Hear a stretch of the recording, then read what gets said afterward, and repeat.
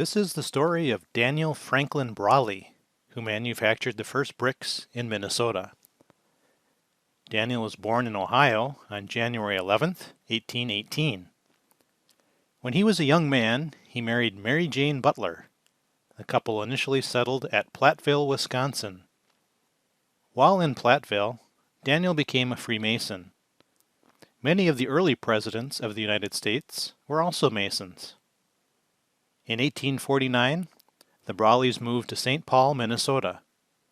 Daniel now would have been about 31 years old. Here Daniel started the first brickyard in Minnesota, on the outskirts of St. Paul. This map is from 1874, which is not even close to 1849. However, the Brawley brickyard was located along Nelson Avenue. This is a closer view of Nelson Avenue. To get a perspective of where the brickyard was located, the James J. Hill House was later built nearby, along Summit Avenue.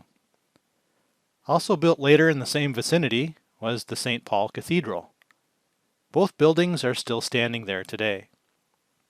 In 1849, the Brawley brickyard employed 10 men and used 2 pug mills. A pug mill was basically a giant horse-powered blender. This blender mixed clay and water together to make the batter for bricks.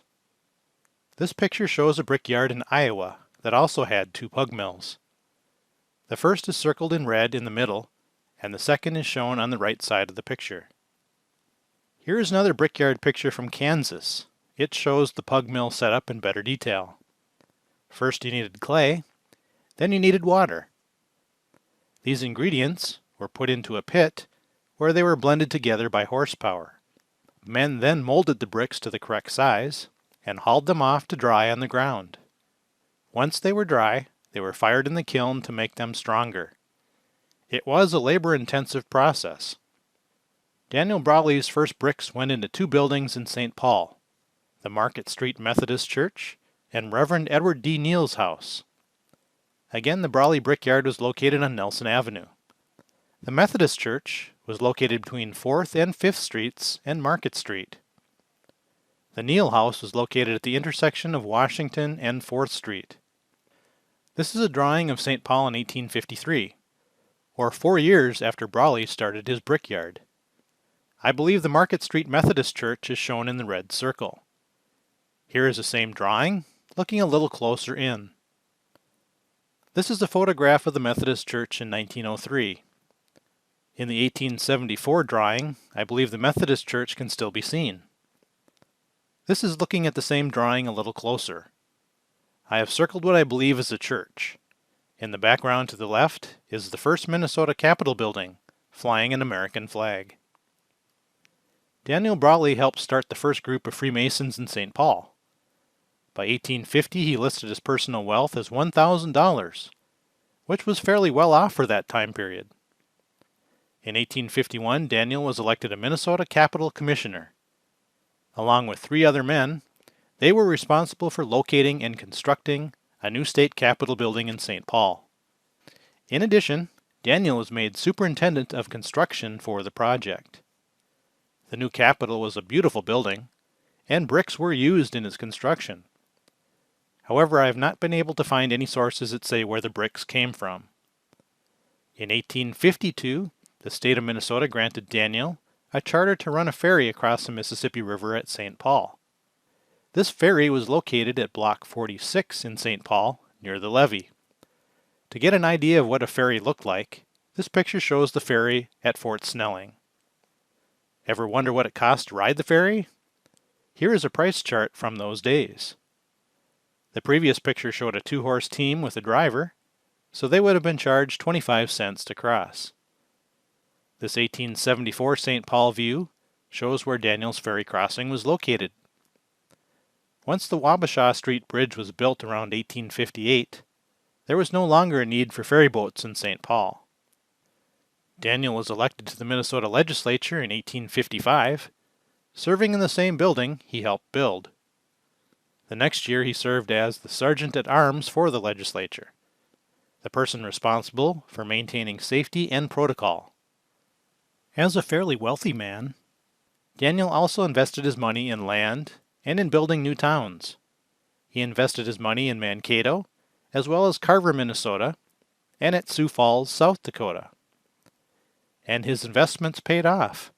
By 1860, the census showed he had made a lot of money. However, Daniel also had some personal setbacks. His son Franklin, who had volunteered to be a drummer boy during the Civil War, accidentally shot himself in the leg while he was out hunting. He died in 1865. Then his wife Mary Jane died in 1870. This may have prompted Daniel to try something new. In 1870, Daniel moved to St. Vincent, Minnesota, along the Red River of the North. St. Vincent is located in the far northwest corner of Minnesota, right across the river from Pembina, North Dakota. Ironically, that portion of Minnesota was named Pembina at that time. Today, St. Vincent is in Kitson County. In 1870, the United States Army also constructed a fort near Pembina, about 1.5 miles north of town. Here a small contingent of soldiers was stationed to protect the interests of the United States. With the establishment of Fort Pembina, government contracts also became available for people to bid on. Soldiers needed food to eat, wood for cooking and heating, hay for horses, and other products as well. Daniel won a contract in 1871 to supply 880 cords of wood to the fort. About the same time, he was granted a charter to run a ferry across the Red River between Pembina and St. Vincent. However, the good fortune did not last long. He became mixed up in the court system with Andrew Myrick, another of the early St. Vincent land speculators, with his wood contract and ferry business. The wood contract case went all the way to the U.S. Supreme Court. Mr. Brawley owned land on the southeast edge of St. Vincent and inside the town limits as well. His brickyard was along Lincoln Avenue on the southern edge of town. As one of the early townsite speculators, Brawley also had a street in town named for him, as did Andrew Myrick, on the other side of town. The St. Paul and Pacific Railroad reached St. Vincent in November 1878. The railroad was built from the south to a Y in the railroad east of St. Vincent. Here the railroad would continue north and connect with the Canadian Pacific Railroad at Emerson, Manitoba. By taking the Y westward, the railroad ran into St. Vincent, all the way down to the Red River. Land speculators like Daniel Brawley and Andrew Myrick really hoped St. Vincent would become the next St. Paul.